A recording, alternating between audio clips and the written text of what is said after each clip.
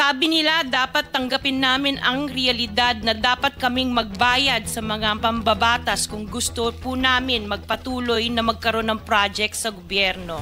Kami si Pacifico F. Discaya II and Cesara Rowena Discaya, mag-asawang nasa tamang edad, parehong Pilipino. Noon 2003, kaming mag-asawa ay tinayun ang kumpanya na pinangalan namin St. Gerard Construction. Ipinarehistro namin ito sa DTI, nakakuha ng contractor's license at nagsimula na lumahok sa mga pribadong construction projects. Kinalaunan nagsimula na rin kami na lumahok sa mga government projects.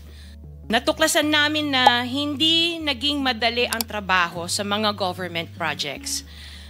Mahirap ang paniningil ng bayad at matagal bago kami mabayaran ng gobyerno.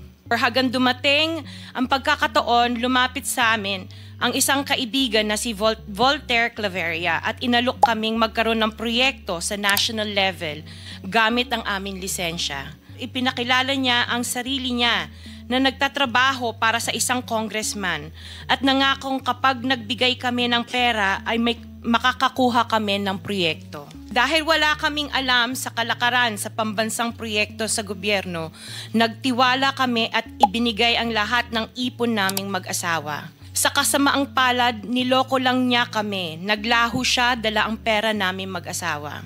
Nagpunta kami sa DPWH para i-report ang nangyari, pero hindi nila ito pinansin. Kahit ganon, hindi kami sumuko. Gusto ko pa rin gawin ng tama ang negosyo, kaya patuloy kaming sumasali sa mga biddings sa gobyerno. Sa kalaunan, ang kumpanya namin ay nanalo sa mga bidding sa mga proyekto sa national government sa pamamagitan ng patas na bidding. Ibinuhos namin ang lahat ng aming pagsisikap para maipakita ang kakayahan ng aming kumpanya na merong maayos na paggagawa, dekalidad na resulta, at natatapos sa tamang oras.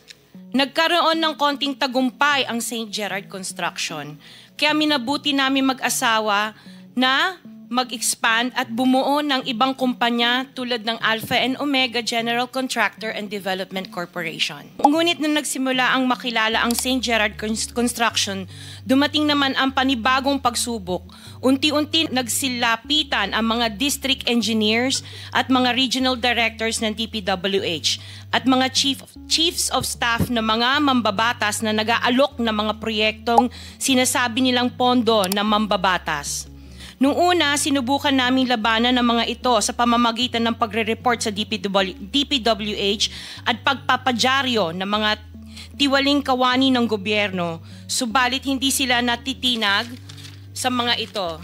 Sabi nila dapat tanggapin namin ang realidad na dapat kaming magbayad sa mga pambabatas kung gusto po namin magpatuloy na magkaroon ng project sa gobyerno.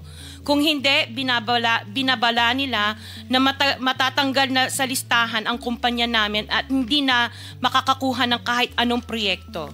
Hindi namin ginusto kailanman na mapasama sa ganitong sistema, pero kailangan namin magpatuloy para sa pamilya at mga empleyado namin.